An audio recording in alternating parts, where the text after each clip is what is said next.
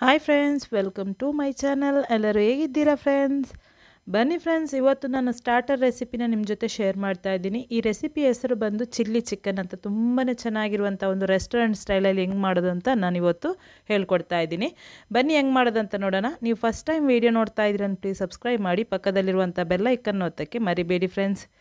ಬನ್ನಿ ಫ್ರೆಂಡ್ಸ್, ಹೆಂಗೆ ಮಾಡೋದಂತ ನೋಡೋಣ. ಇವಾಗ ಫಸ್ಟಿಗೆ ಒಂದು ಮ್ಯಾರಿನೇಷನ್ ಮಾಡ್ಕೋಬೇಕು ಚಿಕನಿಗೆ. ಇದಕ್ಕೆ ನಾನು ಇವಾಗ ಒಂದು ಬೌಲ್ ತೊಗೊಂಡು ಇದಕ್ಕೆ 700 ಗ್ರಾಮಷ್ಟು 700 ಗ್ರಾಮಷ್ಟು ನಾನು ಬೋನ್ಲೆಸ್ ಚಿಕನ್ನ ತೊಗೊಂಡಿದ್ದೀನಿ. ಇದನ್ನು ಕ್ಲೀನಾಗಿ ಉಪ್ಪು ಹಾಕಿ ಆಮೇಲೆ ವೆನಿಗರ್ ಹಾಕಿ ವಾಶ್ ಮಾಡ್ಕೊಂಡು ಇಟ್ಕೊಂಡಿದ್ದೀನಿ. ಅದರ ಸ್ಮೆಲ್ಲೆಲ್ಲ ಇರುತ್ತಲ್ಲ ಅದು ಹೋಗೋಕ್ಕೋಸ್ಕರ. ಅದಕ್ಕೆ ನಾನಿವಾಗ 1 ಸ್ಪೂನಷ್ಟು ಜೀರಾ ಪೌಡರು, ಆಮೇಲೆ 1 ಸ್ಪೂನಷ್ಟು ನಾನು black pepper powder, 1 spoon red chilli powder, ಆಮೇಲೆ ರುಚಿಗೆ ತಕ್ಕಷ್ಟು ಉಪ್ಪು, 2 ಸ್ಪೂನಷ್ಟು ಕಾರ್ನ್ಫ್ಲವರ್ ಮತ್ತು 2 ಸ್ಪೂನಷ್ಟು ಮೈದಾನ ಹಾಕ್ತಾಯಿದ್ದೀನಿ. ಆಮೇಲೆ ಇದಕ್ಕೆ 1 ಸ್ಪೂನಷ್ಟು ನಾನು ಶುಂಠಿ ಮತ್ತು ಬೆಳ್ಳುಳ್ಳಿ ಪೇಸ್ಟನ್ನು ಹಾಕ್ಕೊಂಡಿದ್ದೀನಿ. ಆಮೇಲೆ ಇದಕ್ಕೆ 1 ಮೊಟ್ಟೆನ ಬಿಳಿ ಭಾಗ ಇರುತ್ತಲ್ವ ಅದನ್ನು ಹಾಕ್ಕೋಬೇಕು. ವೈಟ್ ಮಾತ್ರ ಹಾಕ್ಕೊಳ್ಳಿ, ಎಲ್ಲೋ ಪಾರ್ಟ್ ಹಾಕೋಕ್ಕೆ ಹೋಗಬೇಡಿ. ಇದನ್ನು ನಾನಿವಾಗ ವೈಟ್ ಪಾರ್ಟ್ ಹಾಕ್ಕೊಂಡು ಇದನ್ನು ಚೆನ್ನಾಗಿ ಇವಾಗ ಮಿಕ್ಸ್ ಮಾಡ್ತಾಯಿದ್ದೀನಿ ನೋಡಿ.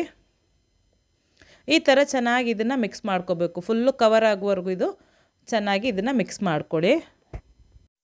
ಇದು ಚೆನ್ನಾಗಿ ಮಿಕ್ಸ್ ಆದ ನಂತರ ಇದನ್ನು ನೀವೇನು ಮಾಡಬೇಕು, ಒಂದು 30 ನಿಮಿಷ ಇದನ್ನು ಮ್ಯಾರಿನೇಟ್ ಮಾಡ್ಕೋಬೇಕು, ರೆಸ್ಟಿಗೆ ಇಡಬೇಕು. ಇವಾಗ ನಾನು 30 ನಿಮಿಷ ಆದ ನಂತರ ನೋಡಿ ಇದನ್ನು ನಾನಿವಾಗ ಫ್ರೈ ಪ್ಯಾನಲ್ಲಿ ಇದನ್ನು ಫ್ರೈ ಮಾಡ್ತಾಯಿದ್ದೀನಿ. ಡೀಪ್ ಫ್ರೈ ಮಾಡ್ಕೋಬೇಕು ಇದನ್ನು. ಇವಾಗ ನಾನು ಒಂದೊಂದೇ ಹಾಕಿ ಇದನ್ನು ನಾನಿವಾಗ ಡೀಪ್ ಫ್ರೈನ ಮಾಡ್ತಾಯಿದ್ದೀನಿ.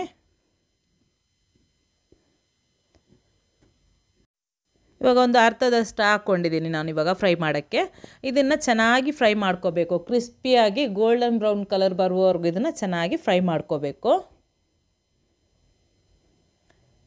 ಇವಾಗ ನಾನು ಒಂದು 2 ನಿಮಿಷ ಆದ ನಂತರ ನೋಡಿ ಇದನ್ನು ನಾನಿವಾಗ ಈ ಥರ ಮಗ್ಚಿ ಹಾಕ್ತಾಯಿದ್ದೀನಿ. ಅಂದರೆ 2 ಸೈಡೆಲ್ಲ ಚೆನ್ನಾಗಿ ಫ್ರೈ ಆಗಬೇಕಲ್ವ, ಅದಕ್ಕೋಸ್ಕರ. ಆಮೇಲೆ ಇದನ್ನು ನೀವು ಬೇಕಂದರೆ ಬಾಣಲಿಯಲ್ಲೂ ಕೂಡ ಫ್ರೈ ಮಾಡ್ಕೋಬೋದು. ಇದೇ ಫ್ರೈ ಪ್ಯಾನಲ್ಲೇ ಮಾಡಬೇಕಾಗಿಲ್ಲ. ಇದನ್ನು ಬಾಣಲಿಯಲ್ಲಿ ಕೂಡ ನೀವು ಮಾಮೂಲಿ ಕಬಾಬ್ ಮಾಡ್ತೀರಲ್ಲ ಅದೇ ಥರ ಫ್ರೈ ಮಾಡಿಕೊಂಡ್ರೂ ಆಗುತ್ತೆ. ನಾನಿವಾಗ ಎಲ್ಲನ ಮಗ್ಚಿ ಇದನ್ನು 2 ಸೈಡು ಕ್ರಿಸ್ಪಿ ಆಗುವವರೆಗೂ ಇದನ್ನು ಫ್ರೈ ಮಾಡ್ತಾಯಿದ್ದೀನಿ.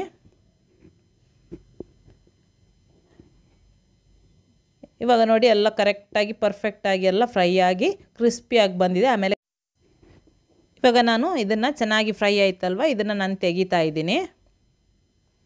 ಇದೇ ಥರ ಉಳಿದಿರುವಂತಹ ಚಿಕನೆಲ್ಲ ಇದೆಯಲ್ಲ ಅದನ್ನು ಕೂಡ ಇದೇ ಥರ ಫ್ರೈ ಮಾಡಿಕೊಂಡು ನಾನಿವಾಗ ಇದನ್ನು ತೆಗೆದಿಟ್ಕೋತೀನಿ. ಆಮೇಲೆ ಈ ಚಿಲ್ಲಿ ಚಿಕನ್ನ ನೀವು ಸ್ಟಾರ್ಟರ್ ಥರ ನೀವು ಇದನ್ನು ತಿನ್ಬೋದು. ತುಂಬಾ ಚೆನ್ನಾಗಿರುತ್ತೆ. ನೀವು ಅಂದರೆ ಸೈಡ್ ಡಿಶ್ ಆಗಿ ತುಂಬಾ ಚೆನ್ನಾಗಿರುವಂಥ ಒಂದು ರೆಸಿಪಿ ಅಂತ ಹೇಳ್ಬೋದು. ಇವಾಗ ನಾನು ಉಳಿದಿರುವಂಥ ಎಲ್ಲ ಕಬಾಬ್ನ ನಾನಿವಾಗ ಫ್ರೈ ಮಾಡ್ತಾಯಿದ್ದೀನಿ. ಇವಾಗ ಅದನ್ನು ಫ್ರೈ ಮಾಡಿ ಪಕ್ಕದಲ್ಲಿ ಇಟ್ಕೊಂಡಿದ್ದೀನಿ. ಇವಾಗ ನಾನು ಒಂದು ಸಣ್ಣ ಬೌಲ್ ತೊಗೊಂಡಿದ್ದೀನಿ. ಈ ಬೌಲಿಗೆ ಒಂದು 2 ಸ್ಪೂನಷ್ಟು ಕಾರ್ನ್ಫ್ಲವರ್ನ ಹಾಕ್ಕೊಂಡಿದ್ದೀನಿ. ಇದು ಸ್ಲರ್ರಿ ಮಾಡೋಕ್ಕೋಸ್ಕರ.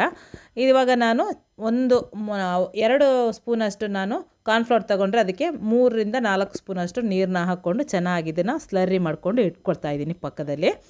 ಮತ್ತು ಇನ್ನೊಂದು ಬೌಲ್ ತೊಗೊಂಡು ಇದಕ್ಕೆ ಸಾಸೆಲ್ಲ ಮಿಕ್ಸ್ ಮಾಡ್ಕೋಬೇಕು. ಅದಕ್ಕೋಸ್ಕರ ನಾನಿವಾಗ ಒಂದು 3 ರಿಂದ 4 ಸ್ಪೂನಷ್ಟು ನಾನು ಟೊಮೆಟೊ ಕೆಚಪ್ನ ತೊಗೊಂಡಿದ್ದೀನಿ.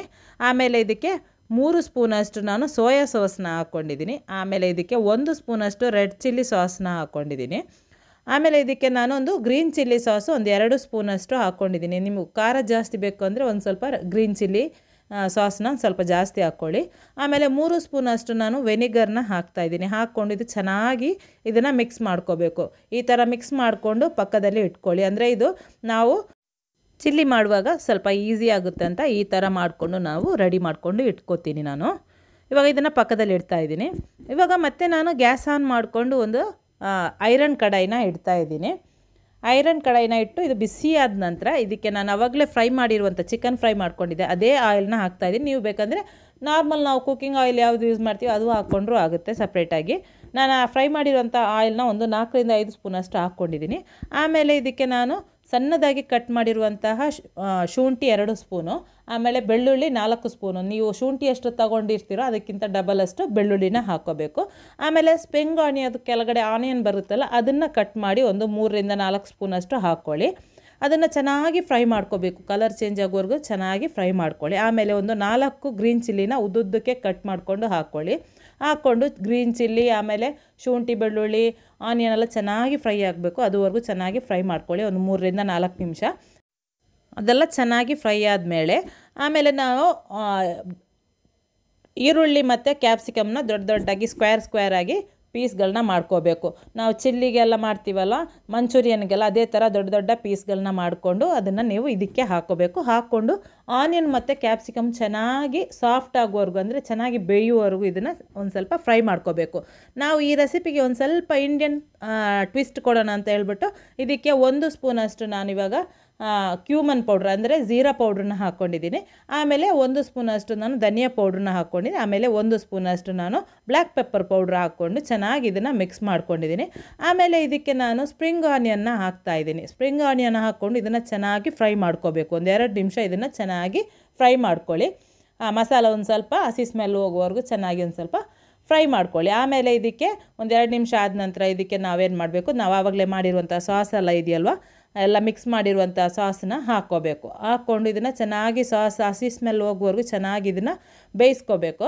ಇದಕ್ಕೆ ಸಾಸು ಬೇಯ್ತಾ ಇರುವಾಗ ಏನು ಮಾಡಬೇಕು, ಒಂದು ಅರ್ಧ ಕಪ್ಪಷ್ಟು ನೀರನ್ನ ಹಾಕ್ಕೋಬೇಕು. ಅಂದರೆ ಒಂದು ಸ್ವಲ್ಪ ಸಾಸಿ ಆಗಿರಬೇಕಲ್ವ, ನಾವು ಚಿಕನ್ ಹಾಕಿದ ನಂತರ ಫುಲ್ ಡ್ರೈ ಥರ ಅನಿಸ್ಬಾರ್ದಲ್ವ, ಅದಕ್ಕೋಸ್ಕರ ಒಂದು ಸ್ವಲ್ಪ ಅರ್ಧ ಕಪ್ಪಷ್ಟು ನೀರು ಹಾಕ್ಕೊಂಡು ಚೆನ್ನಾಗಿ ಅದನ್ನು ಕುದಿ ಬರುವವರೆಗೂ ಅದನ್ನು ಕುದಿಸ್ಕೋಬೇಕು. ಇದು ಕುದಿ ಬಂದ ನಂತರ ನಾವು ಆವಾಗಲೇ ಫ್ರೈ ಮಾಡಿರುವಂಥ ಚಿಕನ್ ಎಲ್ಲ ಇದೆಯಲ್ವ ಅದನ್ನು ಹಾಕ್ಕೋಬೇಕು. ಹಾಕ್ಕೊಂಡು ಚೆನ್ನಾಗಿ ಮಿಕ್ಸ್ ಮಾಡ್ಕೊಳ್ಳಿ. ಅದು ಕೋಟ್ ಆಗುವವರೆಗೂ ಚಿಕನ್ ಚೆನ್ನಾಗಿ ನಾವು ಹಾಕಿರುವಂಥ ಸಾಸ್ ಎಲ್ಲ ಇದೆಯಲ್ಲ ಅದು ಚೆನ್ನಾಗಿ ಕೋಟ್ ಆಗಬೇಕು. ಅದುವರೆಗೂ ನೀವು ಚೆನ್ನಾಗಿ ಅದನ್ನು ಮಿಕ್ಸ್ ಮಾಡ್ಕೊಳ್ಳಿ. ಆಮೇಲೆ ನಾವು ಆವಾಗಲೇ ಮಾಡಿರುವಂಥ ಸ್ಲರ್ರಿ ಇದೆಯಲ್ವ, ಕಾರ್ನ್ಫ್ಲವರ್ ಮತ್ತು ನೀರು ಹಾಕಿರುವಂಥ ನೀರು, ಆ ನೀರನ್ನ ಹಾಕ್ಕೊಂಡು ಕಾರ್ನ್ಫ್ಲವರ್ ನೀರನ್ನ ಹಾಕ್ಕೊಂಡು ಚೆನ್ನಾಗಿ ಇದನ್ನು ಮಿಕ್ಸ್ ಮಾಡ್ಕೊಳ್ಳಿ. ಚೆನ್ನಾಗಿ ಮಿಕ್ಸ್ ಆಗಬೇಕು. ಆಮೇಲೆ ನಾವು ಮಾಡಿರುವಂಥ ಗ್ರೇವಿ ಎಲ್ಲ ತಿಕ್ಕಾಗಬೇಕು. ತಿಕ್ಕಾಗೋಕ್ಕೋಸ್ಕರ ನಾವು ಕಾರ್ನ್ಫ್ಲವರ್ ಇದ್ದು ಸ್ಲರ್ರಿ ಮಾಡ್ಕೊಂಡು ಹಾಕ್ಕೊಂಡು ಚೆನ್ನಾಗಿ ಅದನ್ನು ಮಿಕ್ಸ್ ಮಾಡಿಕೊಂಡು ಆಮೇಲೆ ಇದಕ್ಕೆ ಕೊತ್ತಂಬರಿ ಸೊಪ್ಪು 1 ಹಿಡಿಯಷ್ಟು ಕೊತ್ತಂಬರಿ ಸೊಪ್ಪನ್ನ ಹಾಕ್ಕೋಬೇಕು. ಹಾಕ್ಕೊಂಡು ಚೆನ್ನಾಗಿ ಇದನ್ನು ಮಿಕ್ಸ್ ಮಾಡ್ಕೊಳ್ಳಿ. ಮಿಕ್ಸ್ ಮಾಡಿ ಇದನ್ನು ಫ್ಲೇಮ್ ಆಫ್ ಮಾಡ್ಕೊಂಡ್ರೆ ಆಯಿತು. ಗ್ಯಾಸ್ನ ಆಫ್ ಮಾಡ್ಕೊಳ್ಳಿ. ಪರ್ಫೆಕ್ಟ್ ಆಗಿರುವಂಥ ಇವಾಗ ಚಿಕನ್ ಚಿಲ್ಲಿ ರೆಡಿ ಆಯಿತು. ತುಂಬಾ ಟೇಸ್ಟಿಯಾಗಿರುವಂಥ ಒಂದು ಪರ್ಫೆಕ್ಟ್ ಆಗಿರುವಂಥ ರೆಸ್ಟೋರೆಂಟ್ ಮತ್ತು ಸ್ಟ್ರೀಟ್ ಸ್ಟೈಲಲ್ಲೆಲ್ಲ ಹೆಂಗೆ ಮಾಡೋದಂತ ನಾನಿವತ್ತು ತೋರಿಸ್ಕೊಟ್ಟಿದ್ದೀನಿ. ತುಂಬಾ ಚೆನ್ನಾಗಿದೆ. ನೀವು ಇದನ್ನು ಮನೆಯಲ್ಲಿ ಟ್ರೈ ಮಾಡೋಕ್ಕಂತೂ ಮರೀಲೇಬೇಡಿ ಫ್ರೆಂಡ್ಸ್. ಇವಾಗ ನಾನು ಸರ್ವ್ ಮಾಡುವಾಗ ಏನು ಮಾಡ್ತಾಯಿದ್ದೀನಿ ಅಂದರೆ ಒಂದು ಸ್ವಲ್ಪ ರೋಸ್ಟ್ ಮಾಡಿರುವಂಥ ಎಳ್ಳನ್ನು ಹಾಕ್ತಾಯಿದ್ದೀನಿ. ಇದು ತುಂಬಾ ಚೆನ್ನಾಗಿ ಕಾಣುತ್ತೆ, ಆಮೇಲೆ ಟೇಸ್ಟು ಚೆನ್ನಾಗಿ ಕೊಡುತ್ತೆ. ಈ ಥರ ಚೈನೀಸ್ ರೆಸಿಪಿಗಳಿಗೆ ಹಾಕ್ಕೊಂಡ್ರೆ ತುಂಬಾ ಚೆನ್ನಾಗಿರುತ್ತೆ.